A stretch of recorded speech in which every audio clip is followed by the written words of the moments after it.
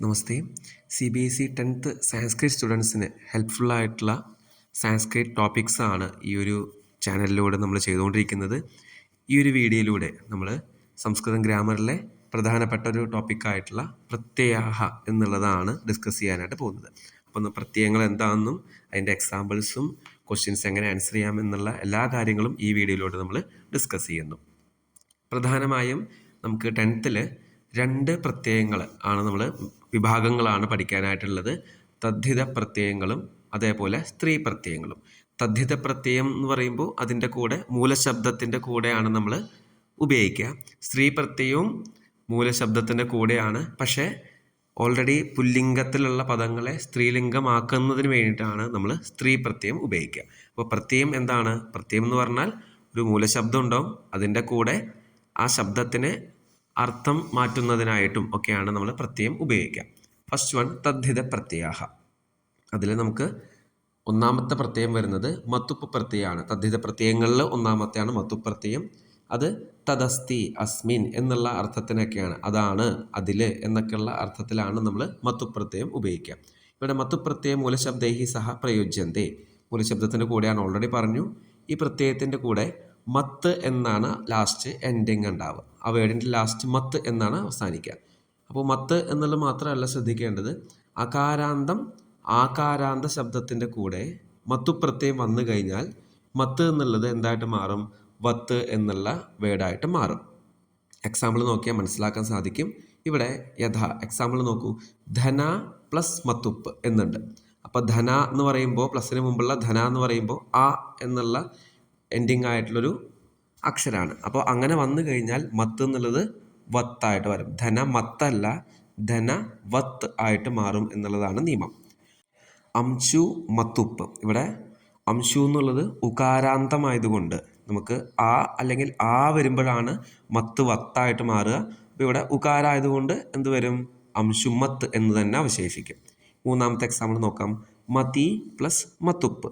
ഇവിടെ ഇകാരാന്തം ആയതുകൊണ്ട്, മതി എന്ന് പറയുമ്പോൾ ഇകാരം ആയതുകൊണ്ട് മതി മത്ത് എന്ന് തന്നെ വരും.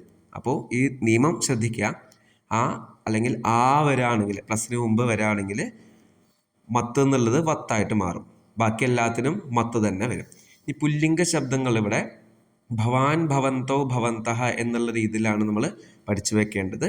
ഇപ്പോൾ ധനവത് എന്ന് പറയുമ്പോൾ ധനവാൻ, ധനവന്തോ, ധനവന്തഹ. ഗുണവത് എന്ന് പറയുമ്പോൾ ഗുണവാൻ, ഗുണവന്തോ, ഗുണവന്തഹ. ശക്തിമത്ത്, ശക്തിമാൻ, ശക്തിമന്തോ, ശക്തിമന്തഹ. ഇത്തരത്തിലുള്ള ശബ്ദങ്ങൾ പ്രാക്ടീസ് ചെയ്ത് വെക്കുക. ഈ സ്ത്രീലിംഗത്തിലാണെങ്കിൽ നദീ ശബ്ദം പോലെയാണ്. നദീ, നദ്യൗ, നദ്യഹ. അപ്പോൾ ധനവത് ശബ്ദത്തിൻ്റെ ധനവതീ, ധനവത്യൗ, ധനവത്യഹ. ഗുണവത് ശബ്ദം ഗുണവതീ, ഗുണവത്യൗ, ഗുണവത്യഹ. ശക്തിമത് ശബ്ദം ശക്തിമതീ, ശക്തിമത്യൗ, ശക്തിമത്യഹ. മതിമത് ശബ്ദം മതിമതീ, മതിമത്യൗ, മതിമത്യഹ. അപ്പോൾ ഇത്തരത്തിലാണ് നമ്മളത് എഴുതേണ്ടത് സ്ത്രീലിംഗ ശബ്ദം വരുമ്പോൾ. ഈ നപുംസകലിംഗ ശബ്ദം വരുമ്പോഴോ ജഗത് ശബ്ദം പോലെയാണ്. അതെങ്ങനെയാണ്? ജഗത്, ജഗതി, ജഗന്തി. അപ്പോൾ ധനവത് വരുമ്പോൾ ധനവത്, ധനവതി, ധനവന്തി. ഗുണവത് വരുമ്പോൾ ഗുണവത്, ഗുണവതി, ഗുണവന്തി. ശക്തിമത് വരുമ്പോൾ ശക്തിമത്, ശക്തിമതി, ശക്തിമന്തി. അപ്പോൾ ഈ ടേബിള് ഇതേപോലെ തന്നെ നിങ്ങൾ എഴുതിയെടുക്കുക, മനസ്സിലാക്കുക. ബൈഹാർട്ട് ചെയ്യുകയാണെങ്കിൽ അത്രയും നല്ലതാണ്. ഇനി നമുക്ക് കുറച്ച് എക്സാമ്പിൾസ് നോക്കാം.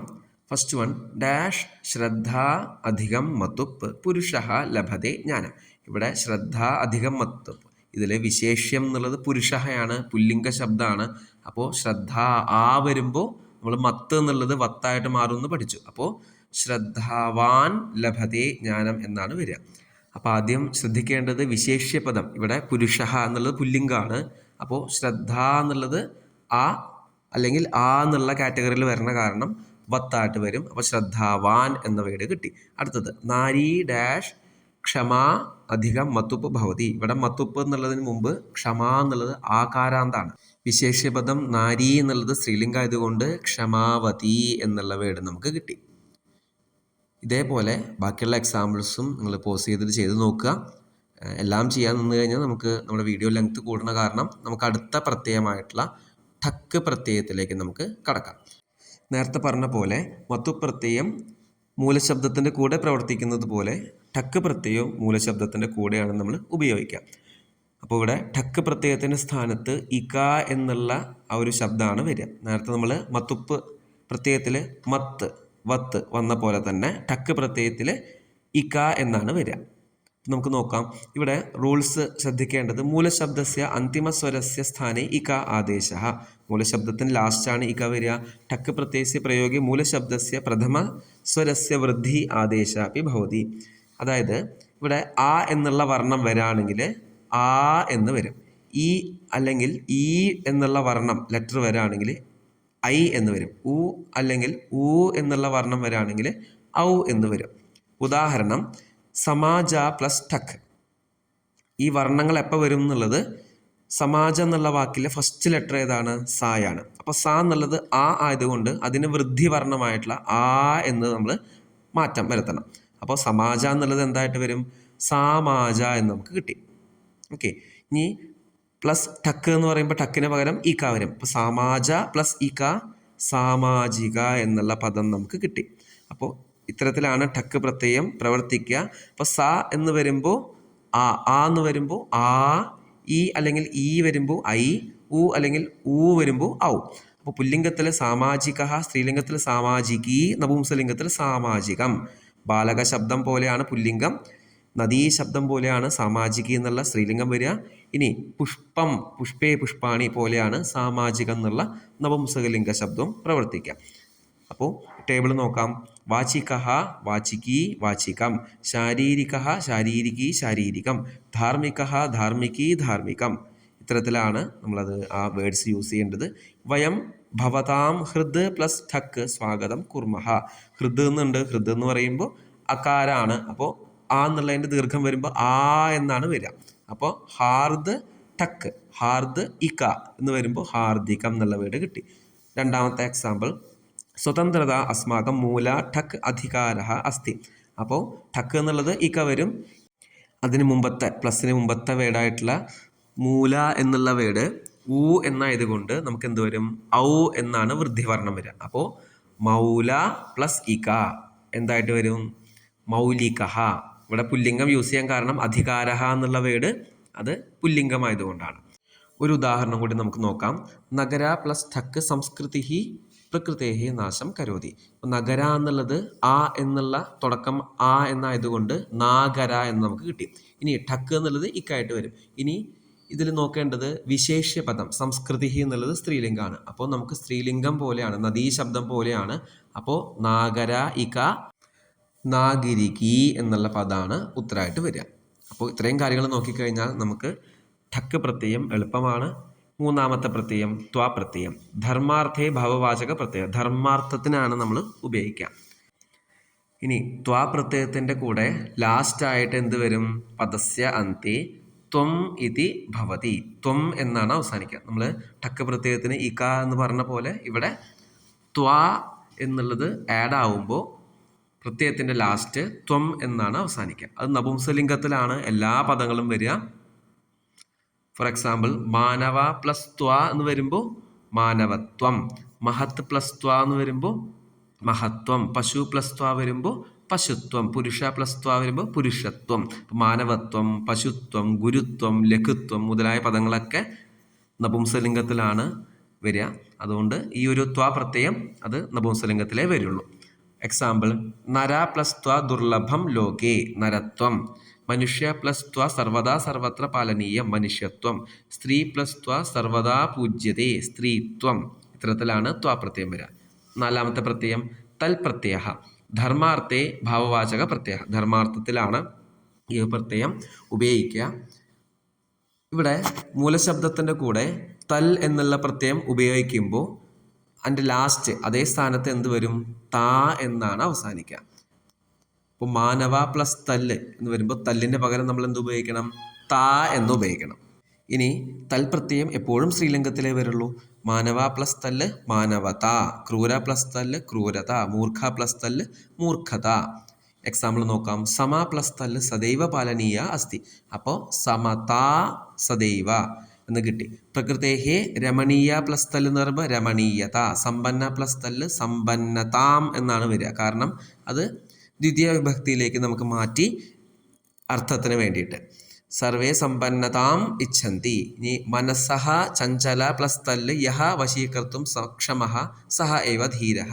മനസ്സിൻ്റെ ചാഞ്ചല്യം ആരാണോ വശീകരിക്കാനായിട്ട് കൺട്രോൾ ചെയ്യാൻ സാധിക്കുന്നത് അവൻ ധീരനാണെന്നാണ്. ചാഞ്ചല്യത്തെ എന്ന് പറയുമ്പോൾ ദ്വിതീയ വിഭക്തിയാണ് ഉപയോഗിക്കേണ്ടത്. അതുകൊണ്ട് ചഞ്ചലതാം എന്നുള്ളത് കിട്ടി, ദ്വിതീയ വിഭക്തി. അഞ്ചാമത്തെ ടാപ്പ് പ്രത്യയ, അതും സ്ത്രീ പ്രത്യയം തന്നെയാണ്.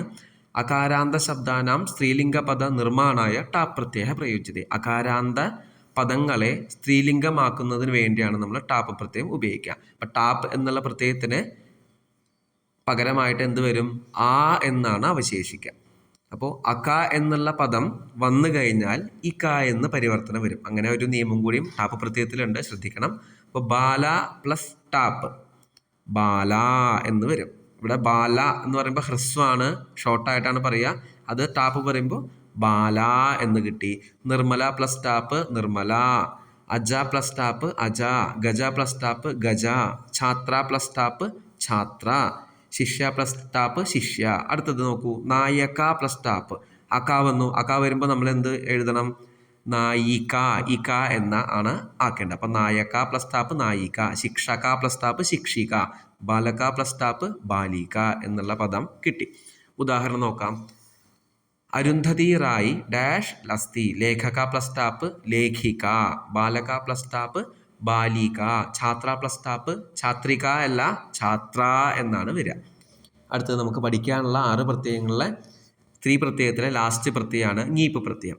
ഈകാരാന്ത സ്ത്രീലിംഗ പദനിർമ്മാണായ ഞീപ്പ്. ഈകാരാന്ത സ്ത്രീലിംഗ പദത്തിന് വേണ്ടിയാണ് ഞീപ്പ് പ്രത്യയം ഉപയോഗിക്കുക. അപ്പോൾ ഞീപ്പ് പ്രത്യയത്തിൻ്റെ സ്ഥാനത്ത് ഈ എന്ന് വരും. അപ്പം നദ പ്ലസ് ഞീപ്പ് നദി, മുഖ പ്ലസ് ഞീപ്പ് മുഖി, ധാതൃ പ്ലസ് ഞീപ്പ് ധാത്രി എന്നിങ്ങനെയാണ് നമുക്ക് ഉത്തരം കിട്ടുക. പർവ്വതേഭ്യ നദ പ്ലസ് ഞീപ്പ് പ്രവഹന്തി. ഇവിടെ നദ പ്ലസ് ഞീപ്പ് എന്ന് പറയുമ്പോൾ നദി എന്നാണ് വരിക, പക്ഷെ ഉത്തരം എന്താണ്? നദ്യ. കാരണം എന്താ? പർവ്വതേഭ്യ എന്ന് പറയുന്നത് ബഹുവചനായതുകൊണ്ട് നദികൾ എന്നുള്ള അർത്ഥത്തിൽ ബഹുവചനാണ് ഉപയോഗിക്കുന്നത്. അപ്പം നദീ നദ്യവും നദ്യ എന്നുള്ളത് കിട്ടി. മൃഗ പ്ലസ് ഞീപ്പ് മൃഗേണ സഹ ക്രീഡതി. ഇവിടെ ഏകവചനായതുകൊണ്ട് മൃഗീ എന്നുള്ള വാക്ക് കിട്ടി. തപസ്വിൻ പ്ലസ് ഞീപ്പ് തപസ്വിനി എന്നുള്ളത് കിട്ടി. ഇനി നമുക്കൊരു മോഡൽ ക്വസ്റ്റ്യൻ പേപ്പർ നോക്കാം. അധോലിഖിത വാക്യേഷു രേഖാങ്കിത പദാനാം പ്രകൃതി പ്രത്യയോ സംയോജ്യ വിഭജ്യവ ഉചിതം ഉത്തരം വികൽപേഭ്യ ചിത്വ ലിഖിത. ഇതേപോലെ ഓപ്ഷൻസ് ഉണ്ടാവും. പ്രകൃതി പ്രത്യയം സംയോജ്യ വിഭജ്യ എന്നാണ് വരിക. ഫസ്റ്റ് വൺ, വാക്പട്ടുഹു ധൈര്യ പ്ലസ് മതുപ്പ് മന്ത്രി സഭായാമപി അകാതരഹ. അപ്പോൾ വാക്പട്ടുഹു എന്ന് പറയുന്നത് പുല്ലിംഗമായതുകൊണ്ട് നമുക്ക് പുല്ലിംഗം വേർഡാണ് വരിക. മതുപ്പ് വരുമ്പോൾ എന്ത് വരും? മാനാണോ വാനാണോ നോക്കിയിട്ട് കറക്റ്റായിട്ടുള്ള ഉത്തരം എഴുതണം. അപ്പോൾ ഉത്തരം ഏതായിട്ട് വരും? ധൈര്യ വാൻ എന്നാണ് വരിക. കാരണം ധൈര്യ എന്ന് പറയുമ്പോൾ ആ വന്നു, ആ വരുമ്പോൾ നമുക്ക് മത്തിന് പകരം വത്തായിട്ട് വരും. നമ്മൾ പഠിച്ചിട്ടുണ്ട്. സംശയം ഉണ്ടെങ്കിൽ നമ്മളെ നോട്ട്സ് ഒന്ന് നോക്കി നോക്കുക. അപ്പോൾ ധൈര്യവാൻ എന്നുള്ളതാണ് ഉത്തരം. സാ ഭാമിൻ പ്ലസ് നീപ്പ് വ്യാഘ്രസ്യ ഭയാത് വിമുക്ത. ഇവിടെ വിശേഷ്യപദം സാ ആയതുകൊണ്ട് സ്ത്രീലിംഗമാണ് നമുക്ക് ഉപയോഗിക്കേണ്ടത്. അപ്പോൾ ഭാമിൻ പ്ലസ് നീപ്പ് ഭാമിനി എന്നുള്ള വേർഡ് കിട്ടി. പിതാ തനൂജസ്യ രുഗ്നതാം ആകർണ്യ വ്യാകുലഃ ജാതഃ. ഇവിടെ നമുക്ക് ഏത് ലിംഗാണോ അങ്ങനെ നോക്കേണ്ട ആവശ്യമില്ല. രുഗ്നതാം താ എന്ന് പറഞ്ഞ കാരണം ഉത്തരം രുഗ്ന പ്ലസ് തൽ എന്നുള്ള തൽ പ്രത്യയമാണെന്ന് ഉറപ്പിക്കാം. നാലാമത്തെ കിം കുപിത ഏവം ഭണതി ഉത പ്രകൃതിസ്ഥ. അപ്പോൾ കുപിത എന്ന് പറയുമ്പോൾ കുപ്പ് പ്ലസ് എന്ത് വരും? തല്ല് എന്നുള്ള പ്രത്യയമാണ് ഇവിടെ ഉപയോഗിക്കേണ്ടത്. അപ്പോൾ ഇത്തരത്തിലാണ് നമ്മൾ പ്രത്യയം ആൻസർ ചെയ്യേണ്ടത്. ഇതോടുകൂടി പ്രത്യാഹ എന്ന് പറഞ്ഞ ടോപ്പിക്ക് നമ്മൾ പൂർണ്ണമാക്കിയിട്ടുണ്ട്. എന്തെങ്കിലും സംശയങ്ങളുണ്ടെങ്കിൽ കമൻ്റായിട്ട് രേഖപ്പെടുത്തുക. നിങ്ങൾക്ക് ഇത്രയും ഭാഗങ്ങൾ ക്ലിയർ ആയിട്ടുണ്ടെങ്കിൽ നിങ്ങളുടെ ഫ്രണ്ട്സിലേക്കും ഷെയർ ചെയ്യുക. ധന്യവാദാഹ.